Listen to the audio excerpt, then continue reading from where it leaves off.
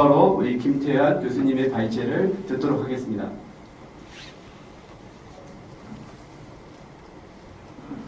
네, 반갑습니다. 방금 소개받은 한국이민정책학회 명예회장 김태환입니다. 주어진 시간이 너무 짧기 때문에 제가 준비한 내용이 사실은 여러분들 자료집을 보시면 아시겠지만 조금 많습니다. 그래서 그 많은 내용을 다 말씀드리기는 어렵고 아주 간략하게 중요한 내용만 좀 제가 준비한 내용을 말씀드리겠습니다.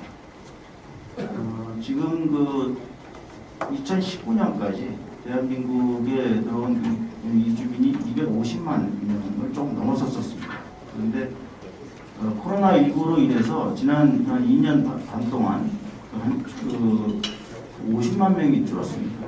그래서 최근에 그 환경 현황은 단기적으로는 조금 이전과 조금 다른 부분이 있습니다. 그 부분 먼저 간단히 설명드리고 나서 계속 이어서 제가 발표를 하겠습니다. 지금 코로나19로 세계 공통의 핵심 과제로 지금 그 국가 국경 관리 그리고 이민 정책이 새로운 패러다임으로 바뀌어야 된다라고 하는 그 의견들이 확대되고 있습니다. 전 세계 인구의 한 3억 명이 잘 아시다시피 코로나19에 감염됐고 지금도 계속 감염 중입니다. 그래서 정책 패러다임을 기존의 정책 그 이민 정책 시스템으로 계속 갈 수 있느냐라고 하는 여러 가지 그 반성들이 있습니다. 그런 그 연장선상에서 지금 현재 내 외국인 출입국자는 급격하게 2년 동안 감소했습니다. 문제는 이제 2020년 그 통계표만 봐도 외국인 근로자가 3만 명이 들어오기로 되어 있었는데 2,400명만 입국했습니다. 최근 외국인 같은 경우 조금 전에 말씀드렸던 것처럼 250만 명, 2019년에 250만 명이 넘어섰다가 지금은 200만 명 이하로 지금 줄었습니다. 그런 내용만 보더라도 지금은 지금 단기적으로는 이런 그 이주민이 줄어들고 있다고 하지만 근데 문제가 또 있습니다. 이주민이 그렇게 줄면서 사실 그 지방 기업 그리고 그 개설 노동자 같은 그 인구가 그 이주 노동자가 반드시 필요한 그런 업종에 종사하는 그런 그 업종 분의 사람들이 너무 부족합니다. 그런 부분 때문에 지금 굉장히 힘들고 아픈 상황에 지방 공기업들은 봉착해 있다 이렇게 생각하시면 됩니다. 그리고 지금 현황을 보면 그럼에도 불구하고 지속적으로 이민자는 지금 장기적으로 볼 때는 계속 늘어날 것입니다. 그거는 최근 그 10년, 15년의 그 통계치만 본다 하더라도 그렇고 앞으로 대한민국의 경제적인 위상이라든가 대한민국의 경제적 대한민국은 이미 G10 국가로 이미 진입했기 때문에 아마 동아시아 국가에서 대한민국에 계속해서 이주 노동자들이 계속 유입될 것입니다. 이거는 아마 인구학자들도 그렇고 미래학자들도 계속 동일하게 지적하고 있고 분석하고 있던 내용입니다. 그래서 우리가 당면한 과제를 한번 들여다보겠습니다. 지금 현재 대한민국 이민 정책은 대한민국만의 정책으로 해결할 수 없습니다. 또 정부 내 부처도 여러 부처가 지금 존재하고 있는데 한 부처에서만 해결할 수 있는 그런 문제도 아닙니다. 그래서 두 번째는 그렇기 때문에 이민자 지원 예산도 안정적으로 확보해야 되는데 이민자 지원 예산도 국가적 차원에서 지원하고 만들 수 있도록 이렇게 체제를 재정비해야 되는 그런 상황이 있습니다. 지금 정부 부처 간의 공조가 굉장히 경쟁적으로 또 어떻게 보면 부처 간의 이합집산 부처 간의 협조나 조정을 통한 행정체제가 아니라 부처 간의 경쟁과 부처 간의 이를테면 예산 확보 이런 경쟁체제를 지금 진행하고 있기 때문에 그런 것이 오히려 지금 약보다는 독이 되고 있는 그런 상황입니다. 그래서 제가 차기 정부 정책 추진 체계의 개선을 위한 제안을 드리려고 하는데 그 제안을 드리기 위한 함의 중에 저희가 2년 전에 주변 국가의 이민 정책 그러면 우리나라는 지금 이런 어려운 상황에 봉착해 있는데 주변 국가는 지금 어떻게 진행되고 있는지 한번 저희가 연구를 해본 내용이 있습니다.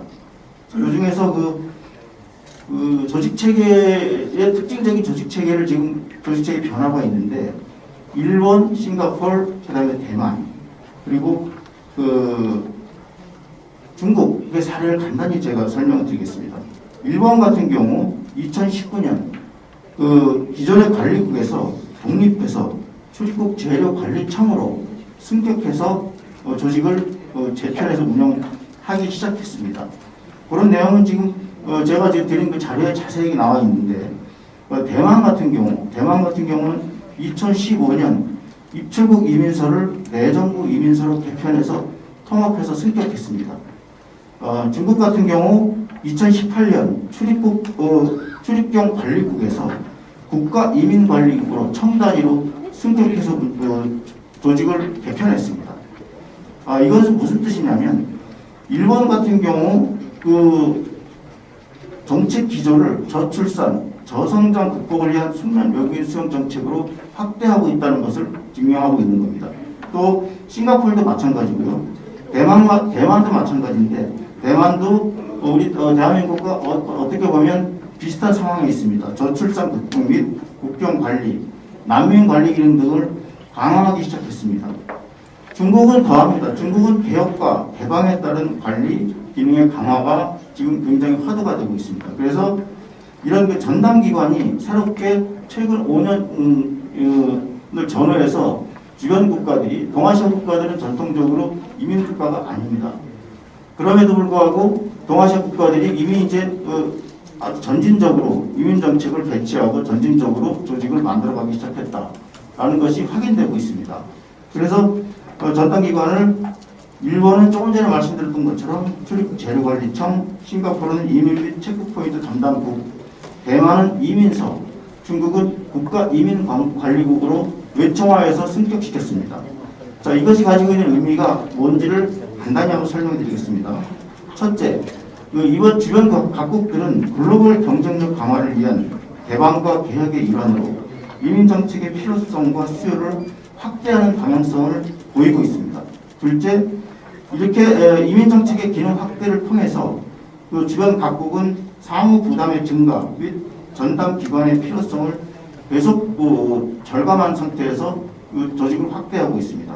셋째, 각국의 이런 그 사례는 전담 기관의 설립이 각 부처의 분산된 기능들을 통합, 연계, 조정하기 위한 목적에서 이루어지고 있습니다.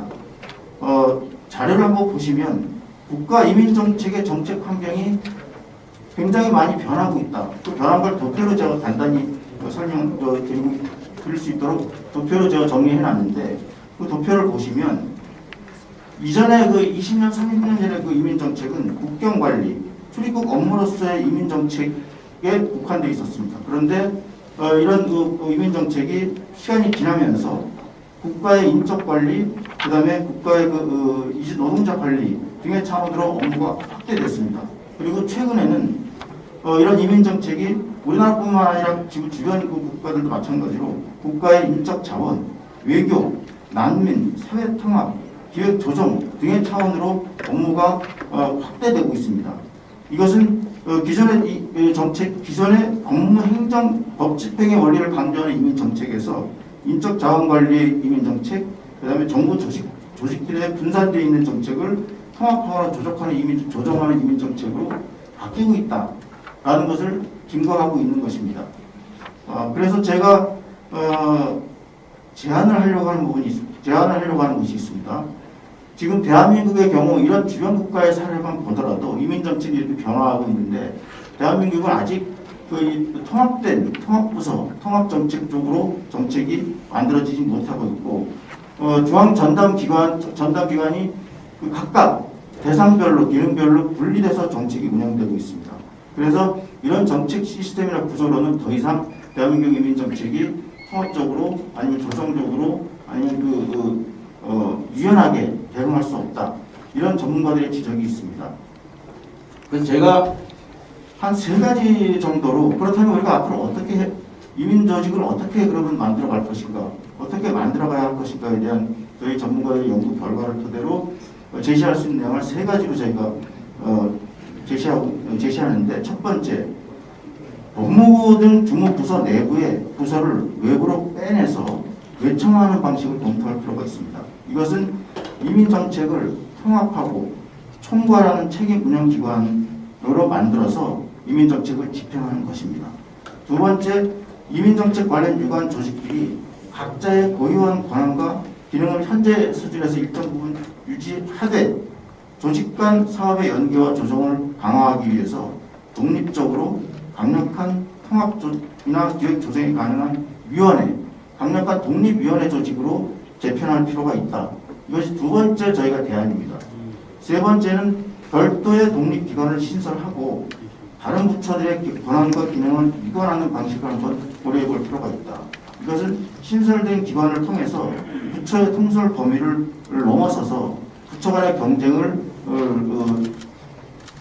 가능하면 줄이고 부처 간의 협조, 부처 간의 조정 능력을 키우는 그런 차원으로 조직을 운영해야 된다. 그것은 예를 들면 국무총리 산하의 이민처가 대안이 될 수 있습니다.